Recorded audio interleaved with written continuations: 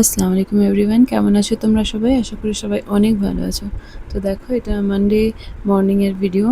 তো আমি বিছানার চাদরটা উঠিয়ে নিচ্ছি, কেন কি বিছানার চাদরটা ধোবার দরকার ছিল। তো আমার কোনো নির্দিষ্ট দিন নেই যে এই দিনই উঠাবো। তো যখন মনে হয় যে দরকার আছে ধোবার, তো ধুয়ে নিই।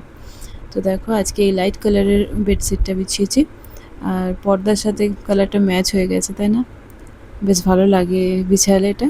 কিন্তু এটা কটনের নয়, অন্য একটা কোনো কাপড়ের। তো সামারের জন্য আমার তো মনে হয় কটনই বেস্ট। তো যাই হোক, এবার দেখো জামা কাপড়গুলো মেশিনে দিয়ে দিলাম।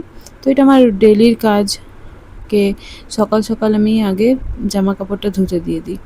তো জামা কাপড়টা ধুতে থাকলেও আমি অন্যদিকের অন্য কাজ করতে থাকি, তো টাইমটা ওয়েস্ট যায় না আর কি।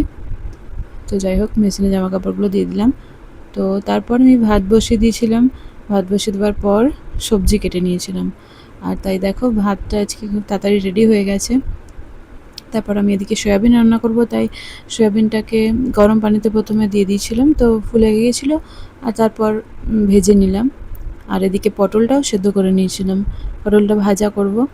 তো দেখো, এদিকে আলু পেঁয়াজ সব কাটা হয়ে গেছে। আর এখন আমার গরমের যা রুটিন, তাই হচ্ছে শরবত করা। তো রান্না করতে করতে প্রচণ্ড গরম হয় আর অনেকটা ডাউন ফিল হয়, তাই শরবত তো মাস্ট। যে কোনো শরবতই বানাই আর কি। তো এখন নিম্বু পানি বানাবো। নিম্বু পানিটা বেশ ভালো লাগে গরমে, টক টক ভালোই লাগে। তো আমাদের এখানে এখন নিম্বু 20 টাকাতে 3টে। তোমাদের ওখানে কেমন দাম আমাকে অবশ্যই জানিও, যারা এই ভিডিওটা দেখছো। তো সবাই বেশি বেশি করে শরবত পানি এসব খাও, কেন কি লু লেগে যাবার খুব একটা সম্ভাবনা থাকে এই গরমে। তো যাই হোক, এখানে বেশ হাওয়া চলছিল আজকে, তো আমি বাইরেটাতে এসেই শরবতটা খেলাম আর একটু ওয়েদারটা এনজয় করলাম। আর দেখো, এখানে পটল ভাজা বসিয়ে দিয়েছি, আর একদিকে তরকারিটা হচ্ছিল, তরকারিটা কষাচ্ছিলাম আর কি। তো পটল ভাজা রেডি হয়ে গেল, তো একদিকটা খালি। তো এবার আমি বাসনগুলো ধুয়ে নিলাম, কেন কি একদিকে তরকারি হচ্ছিল। তো ওটা কষাতে কষাতে এদিকে আমার বাসনও ধোয়া হয়ে গেল। তো দেখো, জামা কাপড়গুলো এর মধ্যে ধোয়া হয়ে গেছে। তো কিছুটা এখানে মেনে দিলাম বারান্দায়, আর কিছুটা রোদে, কেন কি সব জামা কাপড়গুলো রোদে দিই না, কেন কি একদমই চটে যাবে তাহলে। আর আমাদের ছাদটা এখন পরিষ্কার নেই, অনেক এটা সেটা রাখা আছে, এগুলো সব কিছু ফেলবার আছে, কিছু ভাঙাচোরাই আর কি দেওয়ার আছে।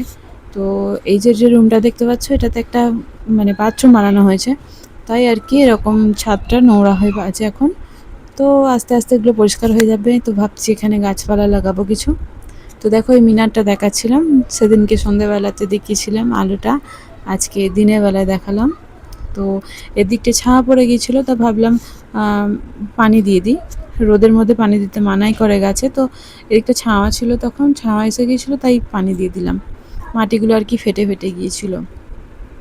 তো দেখো, রোদ প্রচণ্ড, তাই তাড়াতাড়ি নিচে চলে এলাম, কেন কি ছাদে থাকাই যাচ্ছে না, এত গরম।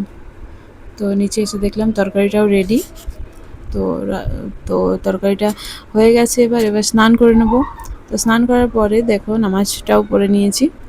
আর নামাজ পড়ার পর এটা হচ্ছে দুপুরের ভিডিও। মেয়ের এখন সামার ভ্যাকেশন চলছে, কি করবে কিছু ভেবে পাই না, তাই আর কি এইসব ড্রয়িং কালারিং এসব করে বসে, আর বেশ ভালোই সময় চলে যায়।